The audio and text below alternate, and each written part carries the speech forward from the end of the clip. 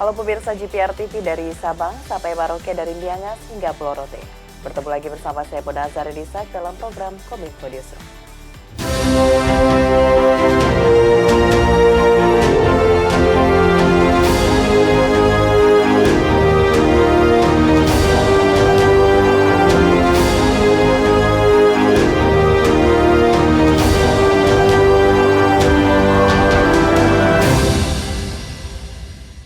Pemirsa, kita ke informasi pertama. Deputi Bidang Pembiayaan dan Investasi IKN Nusantara, Agung Wicaksono, menyebutkan hingga saat ini nilai investasi di IKN Nusantara telah mencapai 35,5 triliun rupiah. Hingga saat ini telah diterima sebanyak 305 letter of intent dari dalam dan luar negeri.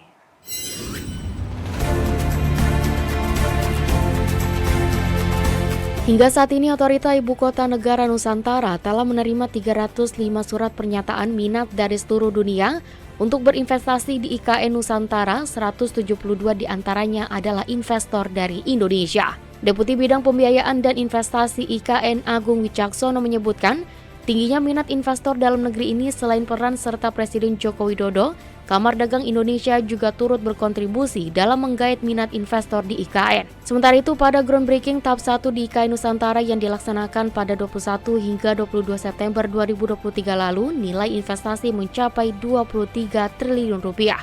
Sedangkan untuk groundbreaking tahap 2 menghasilkan investasi senilai 12,5 triliun rupiah. Dengan demikian, total investasi di IKN Nusantara hingga saat ini mencapai 35,5 triliun rupiah.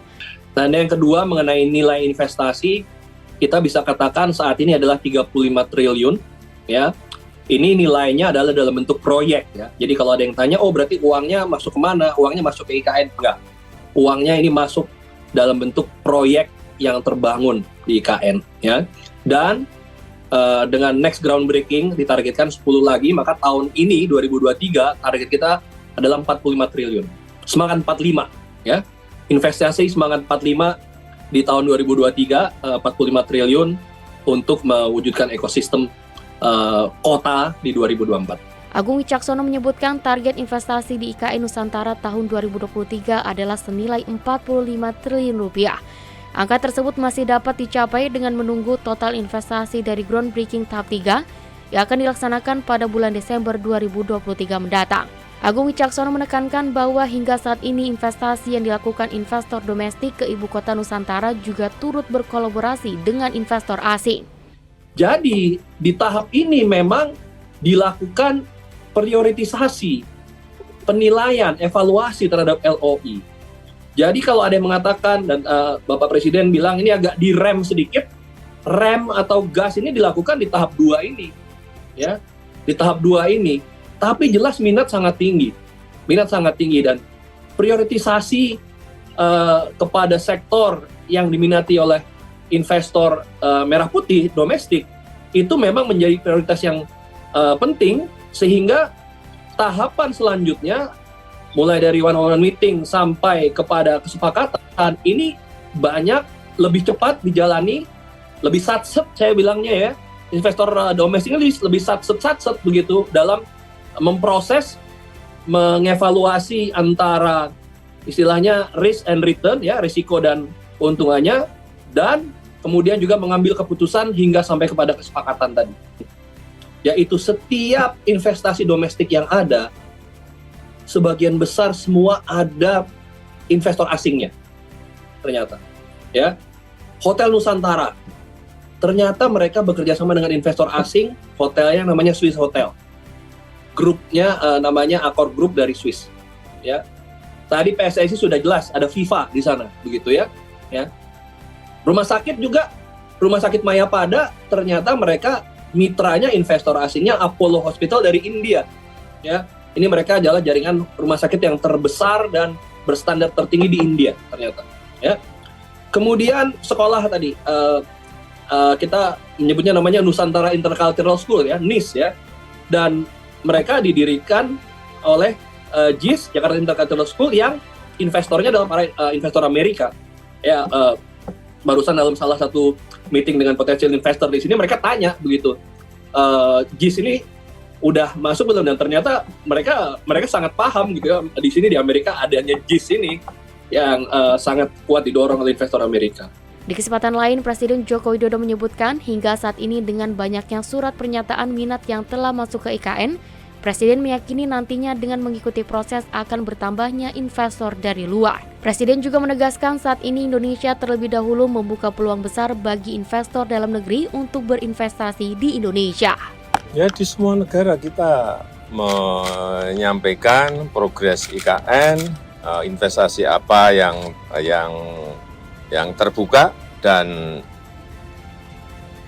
banyak yang berminat, tetapi kan sampai sekarang sudah lebih dari 300 LOI yang telah ditandatangani. Saya kira itu agak setiap hari akan tambah terus, tetapi memang sampai saat ini yang real untuk memulai memang belum. Tetapi dengan tumpukan LOI sebesar itu masa satu aja enggak. Saya kira akan banyak. Terima kasih, Hanya kita dahulukan dulu investor dari dalam negeri terlebih dahulu. Pemerintah Indonesia melalui Direktorat Jenderal Imigrasi Kemenkumham menerbitkan layanan visa diaspora. Langkah ini diambil untuk memberikan kenyamanan dan kemudahan kepada para diaspora Indonesia yang ingin berkunjung ke tanah air.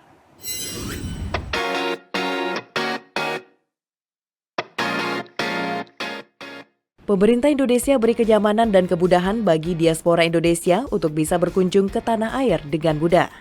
Visa diaspora dikhususkan bagi para diaspora Indonesia atau mereka yang pernah berstatus WNI, lahir di Indonesia ataupun punya garis keturunan orang Indonesia, tetapi saat ini berkebangsaan asing dan menetap di luar negeri.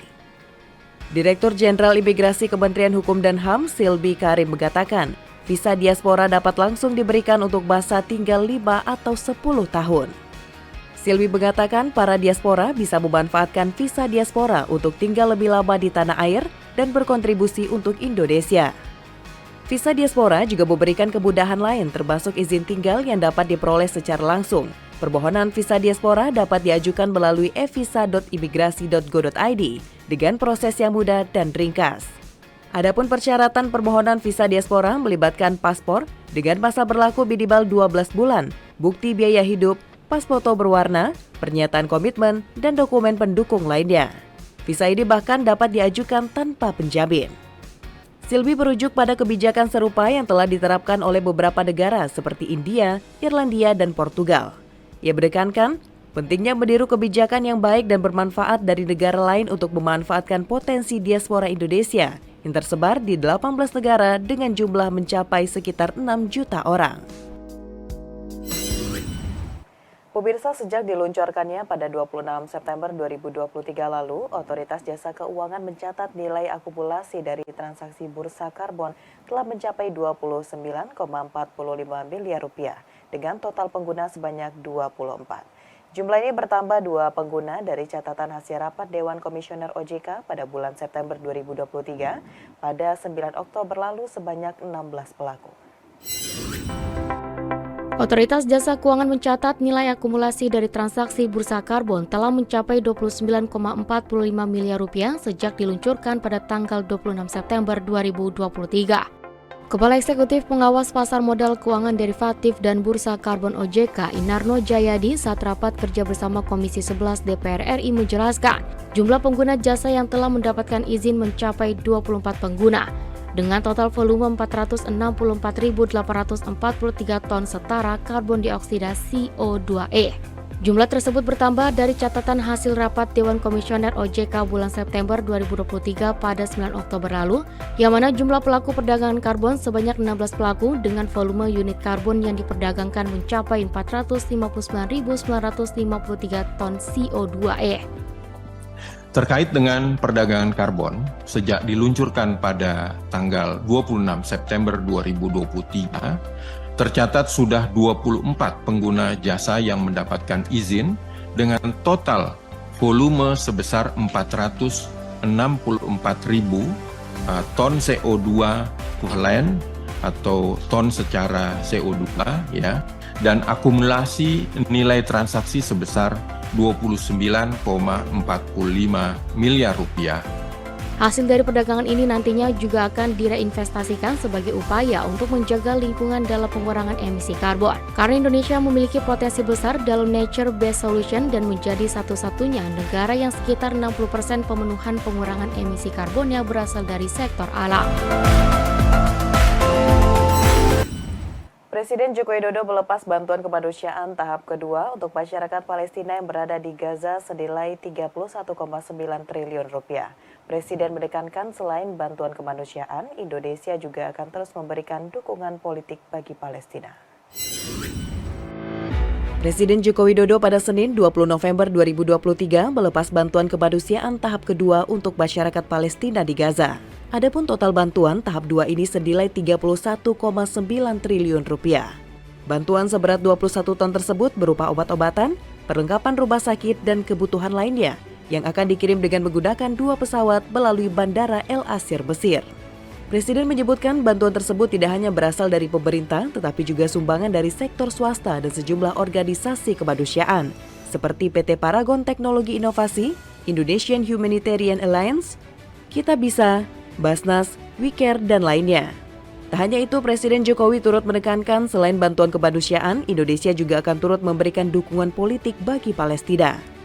Dalam kesempatan tersebut, Presiden menyebutkan hingga saat ini Menteri Luar Negeri Retno Marsudi, yang merupakan salah satu utusan khusus Organisasi Kerjasama Islam, terus melakukan koordinasi dengan sejumlah negara untuk menggalang dukungan agar kekejaman di Gaza bisa dihentikan. Dan selain bantuan kemanusiaan, Indonesia juga akan terus memberikan dukungan politik bagi Palestina. Dan sebagai salah satu utusan khusus OKI, Menteri Luar Negeri Indonesia juga sedang berada di beberapa negara untuk menggalang dukungan agar kekejaman di Gaza segera dihentikan, dilakukan sesegera mungkin gencatan senjata, dan bantuan kemanusiaan bisa masuk dan baik untuk membantu saudara-saudara kita di Gaza. Sekali lagi saya tegaskan bahwa Indonesia akan terus bersama mendukung perjuangan bangsa Palestina.